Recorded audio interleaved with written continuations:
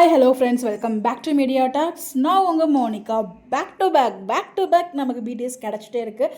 அந்த குட்டி பசங்களாம் இருக்கிறதுனால நமக்கு வந்து பார்த்திங்கன்னா நிறைய ஆஃப் ஸ்கின் அப்டேட்ஸ் கிடச்சிட்டே இருக்குங்க. அதெல்லாம் பார்க்கும்போது ரொம்பவே ஹாப்பியாக இருக்குது. ஸோ இந்த மாதிரிலாம் அப்டேட்ஸ் நமக்கு கிடைக்காதா அப்படின்னு சொல்லிட்டு ஏங்கே பல நாட்கள் இருந்துச்சு. பட் இப்போது நமக்கு பேக் டு பேக் கிடைக்கும் போது அதை பார்க்கும்போது அவ்வளோ சந்தோஷம் மனசுக்குள்ளே.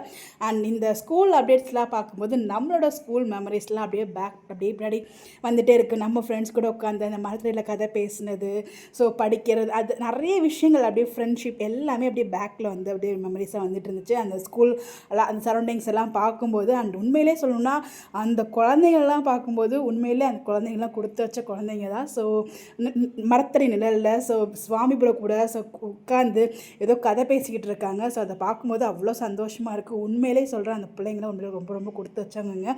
ஸோ உண்மையிலே வெரி லக்கி தான் இல்லையா? ஸோ அதில் நம்ம ஒரு சின்ன குழந்தையாக இருந்து அந்த குழந்தையா நம்ம இருக்கக்கூடாதா அப்படின்ட்டு பல பேருக்கு பல ஏக்கங்கள் இருக்குது. அதில் எனக்கும் அந்த ஏக்கங்கள்லாம் இருக்குது. பட் எனிவேஸ் இதெல்லாமே நம்மளோட சின்ன சின்ன ஆசைகள் தான். ஹாப்பி மொமெண்ட்ஸ் ஃபார் நம்ம சுவாமியோடது. உண்மையிலே வேறு லெவலுங்க. ஸோ இந்த மாதிரிலாம் அப்டேட்ஸ்லாம் ரேராக தான் கிடைக்கும். அதுவும் சுவாமி எழுப்பிடுறதுலாம் ரொம்ப ரேராக தான் கிடைக்கும். ஸோ இப்போ ரீசெண்ட் டேஸில் நமக்கு நிறைய கிடைக்கிறத பார்க்கும்போது ரொம்பவே சந்தோஷமாக இருக்குது. அந்த குழந்தைங்களாம் செட்டில் இருக்கிறத பார்க்கும்போது ரொம்ப ஹாப்பியாக இருக்குது. இதுக்கு முன்னாடி பசு இருந்து அவரை ஷேர் பண்ணுவார், பட் அவர் இல்லை. அந்த வேலைகளை இப்போ இவங்க எல்லோரும் பண்ண வைக்கும்போது ரொம்பவே ஹாப்பியாக. இருந்தாலும் நான் ரொம்பவே பசு அப்படிங்கிற ஒரு கேரக்டரை மிஸ் பண்ணுறேன்.